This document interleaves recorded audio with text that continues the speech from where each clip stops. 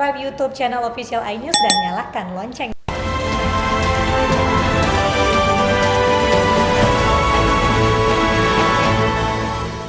Kemacetan terjadi di jalur Pantura Cirebon, Jawa Barat. Mayoritas pemudik adalah pengguna motor dan bajai.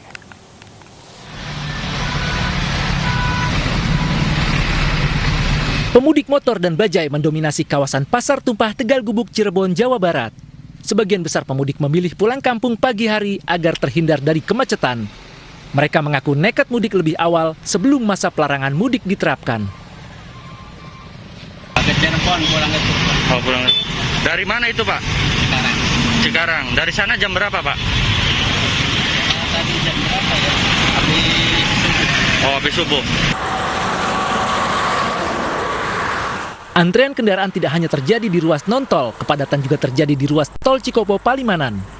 Antrean kendaraan dari Jakarta menuju Trans Jawa terjadi pada Senin malam kemarin. Kendaraan yang melintas didominasi bus dan mobil pribadi. Pengelola jalan tol memprediksi arus kendaraan akan meningkat pada H-1 penerapan larangan mudik Rabu besok. Diprediksi volume kendaraan arus mudik akan terus meningkat mendekati hari H larangan mudik. Sementara arus dari arah sebaliknya relatif normal. Tim kontributor iNews melaporkan. Dari Pantura kita kembali ke ibu kota Jakarta jelang larangan mudik 6 Mei mendatang. Stasiun Pasar Senen masih dipadati pemudik. Selengkapnya sudah ada rekan kami Menia Mutiara. Menia, adakah lonjakan signifikan pengguna jasa kereta di stasiun Pasar Senen? Ya, selamat sore Abraham dan pemirsa. Betul sekali, di stasiun Pasar Senen Jakarta ini sudah mulai terlihat lonjakan calon penumpang, apalagi sudah 2 hari lagi jelang larangan mudik dan tidak terasa ya 9 hari lagi kita akan tiba pada Hari Raya Idul Fitri. Nah, saya akan mengajak Anda pemirsa untuk berbincang dengan salah satu calon penumpang yang ada di stasiun Pasar Senen ini. Tepatnya di area pintu keberangkatan juga area menunggu sudah mulai dipadati oleh para calon pengguna jasa kereta api. Halo Mbak, selamat sore. Selamat sore. Oke, boleh berdiri sebentar Mbak? Ya, sebut dulu namanya dengan siapa Mbak? Saya Kak Anissa. Oke, Mbak Anissa ini mau berangkat kemana Mbak? Saya mau ke Gombong.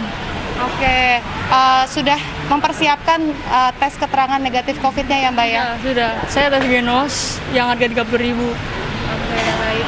Sudah tahu kalau surat tersebut hanya berlaku 1 kali 24 jam ya Mbak ya? Ya, karena saya kan nanti jam 22.30, makanya saya dari siang. Karena nanti jam 6 udah tutup pendaftaran untuk tes Genos. Gitu. Baik, Mbak Anissa keberangkatan pukul berapa nih? 22.30. Oh, oke. Nah, Mbak, saya mau tanya dong, udah tahu belum sih nanti pas masa larangan mudik dari tanggal 6 sampai 17 Mei ini akan ada pemberlakuan surat izin keluar masuk Jakarta. Sudah tahu belum? Belum. Oh, belum tahu ya. Terus tanggapannya gimana Mbak terkait hal itu? Kalau untuk saya itu, saya terus terang saya nggak terlalu menghindari apa ya. Intinya saya cuma mau pulang, karena saya juga nggak ada kepentingan lagi nanti di DKI begitu. Jadi saya nggak kesini lagi. Oh, baik. Jadi nanti setelah tiba di kampung halaman, tidak kembali lagi ke ibu kota dan artinya tidak perlu mengurus surat izin keluar masuk tersebut ya Mbak ya. Oke, baik. Terima kasih banyak ya Mbak Anissa atas waktunya. Ya pemirsa, itulah tadi salah satu calon penumpang yang akan berangkat malam ini dari stasiun Pasar Senen. Dan seperti yang diketahui, tadi kami sempat berbincang dengan pihak stasiun Pasar Senen bahwa destinasi yang paling didominasi oleh calon penumpang ini menuju wilayah Jawa Tengah seperti Tegal, Yogyakarta, bahkan hingga Jawa Timur seperti Surabaya. Dan sebagai informasi tambahan bahwa mendekati masa larangan mudik 6 hingga 17 Mei mendatang, jumlah calon penumpang di stasiun Pasar Senen setiap harinya ini relatif stabil, yakni berkisar 6.000 penumpang. Dan juga kereta api yang disediakan oleh PT KAI ini berkisar 20 kereta api yang berangkat dari stasiun Pasar Senen. Abraham, kembali ke studio. Terima kasih atas laporan Anda dari stasiun Pasar Senen, Jakarta. Pemerintah DKI Jakarta memberlakukan aturan keluar masuk wilayah saat musim Lebaran. Dalam surat edaran yang berlaku sejak 6 sampai 17 Mei mendatang, warga yang keluar masuk wilayah Jabodetabek harus mengantongi surat izin.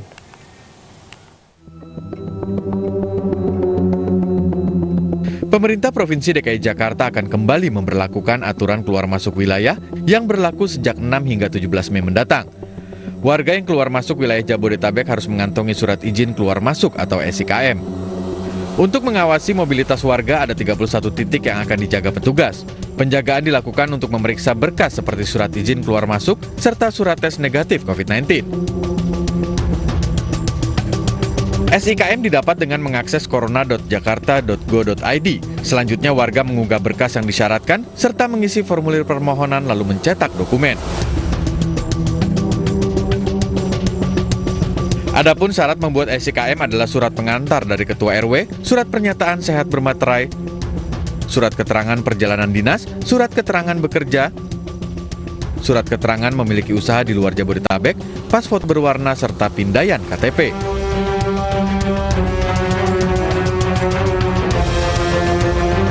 Tahun lalu Pemprov DKI Jakarta juga menerapkan aturan SIKM bagi warga yang akan keluar masuk wilayah ibu kota. Berbekal Pergub nomor 47 tahun 2020, petugas bisa menolak setiap pemudik tanpa surat izin keluar masuk wilayah yang hendak masuk ke wilayah Jakarta. Namun sayangnya minimnya personil petugas dan masih banyaknya jalur-jalur tikus keluar masuk Jakarta membuat penerapan SIKM ini masih dinilai kurang efektif mencegah pergerakan warga. Tim Liputan iNews melaporkan. Lantas, adakah perbedaan SIKM yang saat ini diterapkan dengan SIKM tahun lalu? Dan siapa saja yang berhak menerima privilege atau kekhususan untuk bisa keluar masuk kota Jakarta? Kita akan bergabung bersama dengan Kepala Dinas Perhubungan DKI Jakarta, Syafrin Liputo. Assalamualaikum, selamat sore Pak Syafrin. Selamat sore Mas Abraham, Assalamualaikum warahmatullahi wabarakatuh. Ya, semoga dalam keadaan baik-baik saja Pak. Langsung saja ke pertanyaan. SIKM bukan barang baru, dari tahun lalu sudah pernah ada, namun petunjuk teknisnya apa yang berbeda dengan penerapannya tahun ini? Ya, baik, SIKM tahun lalu itu berbeda dengan SIKM tahun ini. Jika tahun lalu penerapan SIKM berdasarkan peraturan Gubernur Provinsi DKI Jakarta dan berlaku di kawasan Jabodetabek selama masa larangan selama pelaksanaan mudik Lebaran tahun lalu, kemudian untuk tahun lalu ada pengecualian pada 11 sektor esensial selama masa pelaksanaan PSBB. Nah, SIKM pada tahun ini tentu pedomannya adalah berdasarkan regulasi pemerintah pusat, di mana kita ketahui telah terbit SE nomor 13 tahun 2021 dari Ketua Satgas Nasional Penanganan COVID-19 dan juga sudah terbit Peraturan Menteri Perhubungan nomor 13 tahun 2021 terkait dengan pengaturan transportasi di masa Idul Fitri 1442 Hijriah. Nah, dalam pelaksanaan SIKM tahun ini perbedaannya adalah jika tahun lalu untuk warga yang keluar masuk Jabodetabek wajib mengajukan SIKM ke PTSP, Pemerintah Provinsi DKI Jakarta, kemudian diterbitkan. Maka tahun ini pelaksanaannya untuk seluruh perjalanan tentunya yang tahun lalu, maka untuk tahun ini pemberlakuan SIKM itu diterbitkan oleh kelurahan dari masing-masing pemohon. Jadi misalnya domisilinya di Jawa Tengah, maka pemohon bermohon ke kelurahan di Jawa Tengah. Domisilinya di Jakarta, maka pemohon mengajukan permohonan penerbitan SIKM dari Jakarta, kelurahan yang ada di Jakarta. Kemudian pada tahun ini tidak seluruh pergerakan yang dikecualikan itu mengurus SIKM. Ada pergerakan yang diperbolehkan pada masa larangan mudik ini tanpa SIKM. Siapa mereka? Mereka adalah pekerja yang mendapatkan penugasan untuk perjalanan dinas. Jika itu ASN atau aparatur sipil negara, maka surat tugasnya wajib dari pejabat eselon 2. Sementara untuk karyawan swasta dari pimpinan perusahaan. Oke, artinya Pak Syafrin, SIKM hanya dibutuhkan di luar ASN dan pegawai swasta yang berdinas. Artinya bagi masyarakat dan siapapun yang membutuhkannya. Lantas bagaimana pengurusannya Pak untuk di kelurahan sendiri? Jadi untuk warga masyarakat biasa dan juga umum dan juga pekerja informal yang akan melakukan perjalanan di luar mudik, seperti menjenguk orang sakit, ada kedukaan, mengantar ibu hamil, atau ada proses kelahiran di kampung, maka yang bersangkutan mengajukan permohonan surat keterangan izin keluar masuk ini ke kelurahan. Untuk Jakarta, tentu polanya seperti tahun lalu, secara daring, bisa dilaksanakan prosesnya melalui Jak Evo. Persyaratannya cukup KTP yang bersangkutan, kemudian surat keterangan dari kegiatan yang dituju. Misalnya kematian, ada kedukaan, tentu ada surat keterangan kematian dari asal kegiatan kematian tersebut. Oke, soal pengawasan ini juga penting, Pak. Karena kan petugas di SUB barangkali mengerti itu. Tapi bagaimana dengan Korlantas dan petugas lain yang melakukan penyekatan? Dan bagaimana metodenya? Jangan kalau diperiksa satu persatu kan bisa kewalahan juga ini. Iya, baik. Jadi untuk pelaksanaan pengawasan, tentu pengawasannya seperti tahun lalu, akan dilakukan pengawasan dan penyekatan secara ketat pada batas administrasi Jabodetabek dengan luar Jabodetabek. Kami telah berkoordinasi intens dengan rekan-rekan kepolisian, mulai Pak Kakor Lantas, kemudian Pak Direktur Lalu Lintas Polda Metro Jaya, di mana ada 14 titik penyekatan yang nantinya akan dilakukan pengawasan secara intensif terkait dengan pergerakan orang keluar masuk. Dan tentu kami dan pemerintah Provinsi DKI Jakarta itu akan backup penuh terkait dengan pelaksanaannya, karena leading di lapangan ini adalah rekan-rekan kepolisian.